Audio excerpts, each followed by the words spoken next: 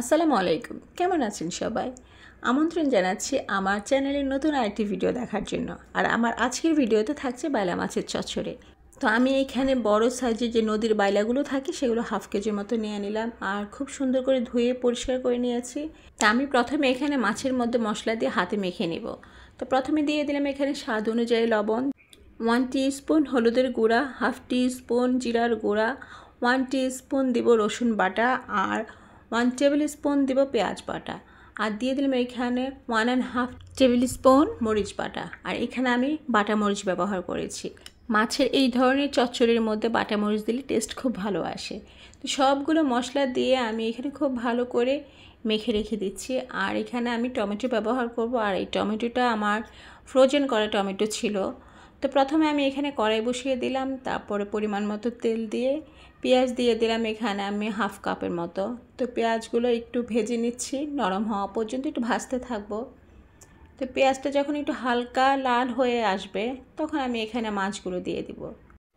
মাছগুলো দিয়ে মাছটা যে পাত্রে ছিল সেই পাত্রটা ধুয়ে মশলার পানিটা আমি এখানে দিয়ে দিব। আর এইভাবে মাছটা একটু কষিয়ে নেব। এই নদীর বাইলাগুলো কিন্তু এখন বাজারে একদমই পাওয়া যায় না, খুবই রেয়ার, হঠাৎ হঠাৎ পাওয়া যায়। আর আমি যখনই পাই তখনই আমি নিয়ে চলে আসি। আর একটু বড় সাইজের নদীর বাইলাটা আমার এবং আমার হাজব্যান্ড আমাদের দুজনেরই খুব পছন্দ। তো যখনই পাই তখনই হাতছাড়া করি না, নিয়ে চলে আসি। আর এটাকে আমি এইভাবে একটু ঝাল ঝাল করে রান্না করি, খেতে কিন্তু ভীষণ ভালো লাগে, খুবই টেস্ট হয় এইভাবে মাছটা রান্না করলে। তো আমি এখন এখানে আরও পরিমাণ মতো পানি দিয়ে দিলাম আর এই পানিতে আমি পুরো মাছটা রান্না করে ফেলবো। মাছটা কিছুক্ষণ কষানো হয়ে গেলে এখন আমি এইখানে ফ্রোজেন করা যে টমেটোটা কেটে রেখেছি, এখানে 2টা টমেটো কেটে রেখেছি, সেই টমেটোটা দিয়ে দিলাম। তো টমেটো দিয়ে আবার একটু হালকা করে নেড়ে দিব। আর বাইলা মাছ খুবই নরম একটা মাছ, এটাকে খুব বেশি একটা খুন্তি দিয়ে নাড়া যাবে না, যতখানি আলতো করে নাড়া যায়, যতদূর সম্ভব না নেড়ে রান্না করাটাই বেটার। তো আমি খুব হালকাভাবে নেড়ে দিয়েছি আর এখন আবার একটু ঢাকনা দিয়ে রান্না করব। তো আমার মতো কে কে এরকম নদীর বাইলা খেতে পছন্দ করেন তা অবশ্যই কমেন্টস করে জানাবেন। আর যারা আজকে প্রথম আমার ভিডিও দেখছেন ইউটিউব থেকে তারা প্লিজ আমার চ্যানেলটি সাবস্ক্রাইব করে দেবেন। আর যারা ফেসবুক পেজ থেকে দেখছেন তারা আমার পেজে একটা লাইক ফলো দিয়ে দেবেন।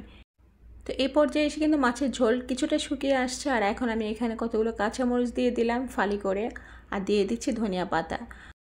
আর এই মাছটা আমি একটু গ্রেভি করে রান্না করব, বেশি একটা ঝোল খেতে আমার ভালো লাগে না। আপনাদের পছন্দ অনুযায়ী আপনারা ঝোল রেখে দেবেন। যারা মাছের ঝোল খেতে পছন্দ করেন না তারা আমার মতো এরকম শুকনো শুকনো রান্না করে নেবেন। আর হ্যাঁ, এই মাছের ঝালের পরিমাণটা কিন্তু একটু বেশি দিতে হয়, তাহলে খেতে বেশি ভালো লাগে।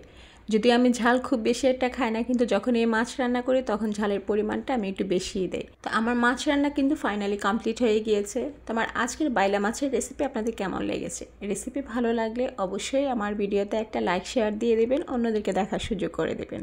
তো আজকে আর কথা বাড়াচ্ছি না, দেখা হবে পরবর্তী ভিডিওতে। সেই পর্যন্ত সবাই ভালো থাকবেন। আল্লাহ হাফেজ।